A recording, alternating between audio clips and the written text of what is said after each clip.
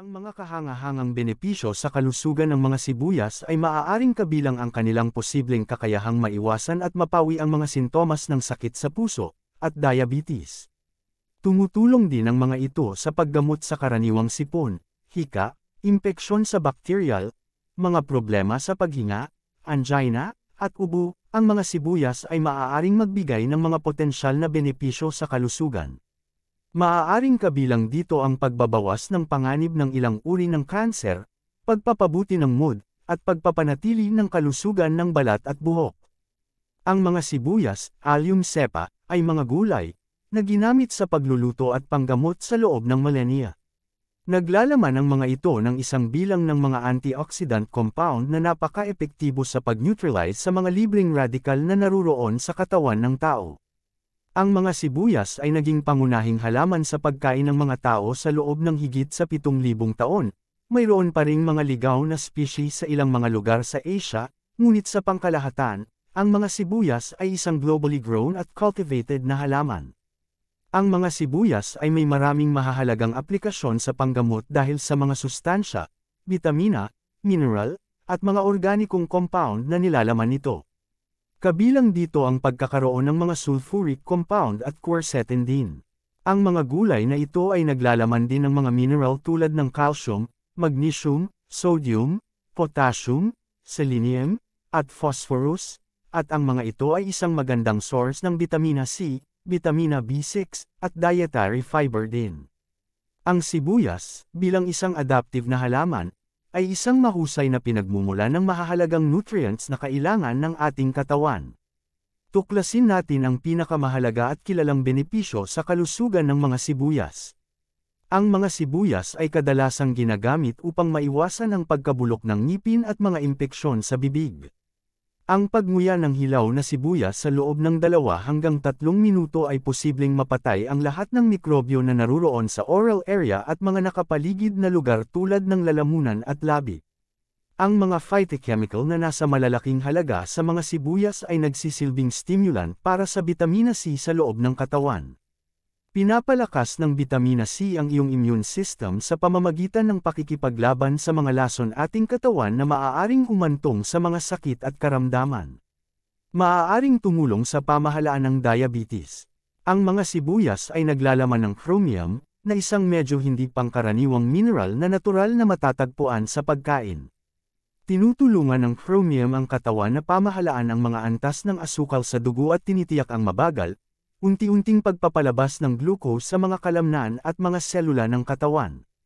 Napag-alaman na ang katas ng sibuyas, kapag ibinigay sa mga taong may diabetes kasama ng kanilang pagkain, ay nakatulong sa epektibong pagkontrol sa hyperglycemia, mataas na asukal sa dugo. Sa makatuwid, ang pagkain ng mga ito ay maaaring makatulong na baguhin ang mga antas ng asukal sa dugo. Ginamit bilang insect repellent. Maaari kang maglagay ng katas ng sibuyas upang mabawasan ang sakit na dulot ng mga tusok ng pulot-pukyutan. Maaaring gamitin ang sariwang katas ng sibuyas o eye paste para sa mga panlabas na aplikasyon sa mga kagat ng insekto at mga kagat ng alakdan.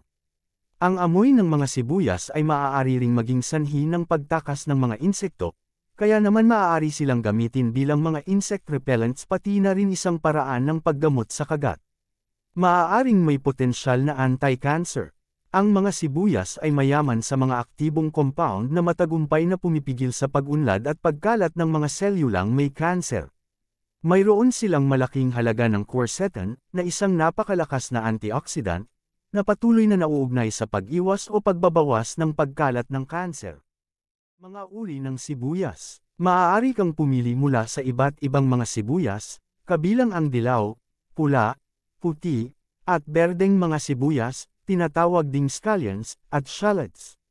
Ang lahat ng uri ng sibuyas ay mabuti para sa iyo, ngunit ang maitim na mapula-pula lilang uri na ito, kung minsan ay tinatawag na purple na sibuyas, ay may mataas na antas ng quercetin at iba pang kapaki-pakinabang na compound ng halaman na kilala bilang flavonoids.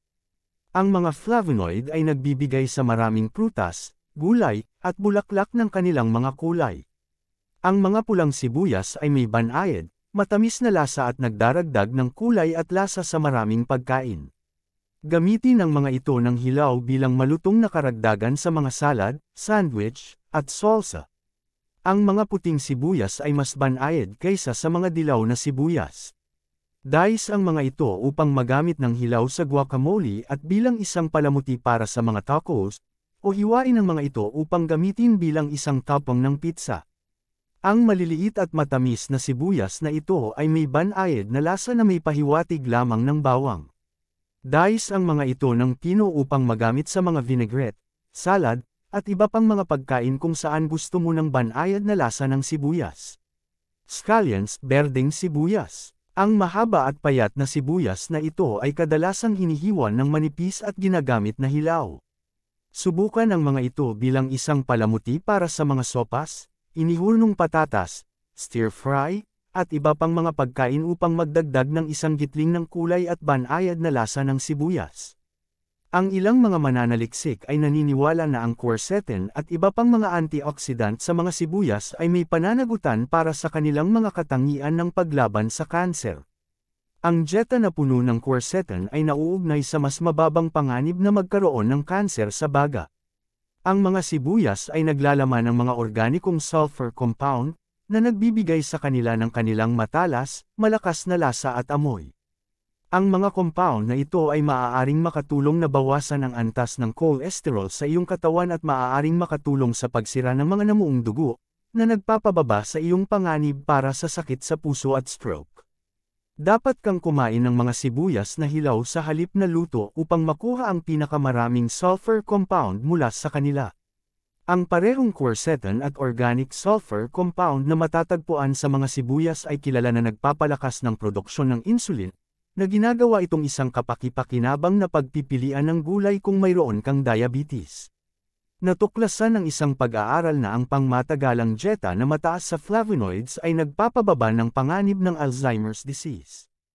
Ang impormasyong ito, para sa layuning pang-edukasyon lamang, at hindi layon maging kapalit ng isang medical na paggamot ng isang professional, ito ay pang-sariling education lamang at dagdag kaalaman. O ay dagdag kaalaman lamang. Sa mga taong nahilig na madagdagan ang kanilang kaalaman, magbasa o higit pa. Maraming salamat po.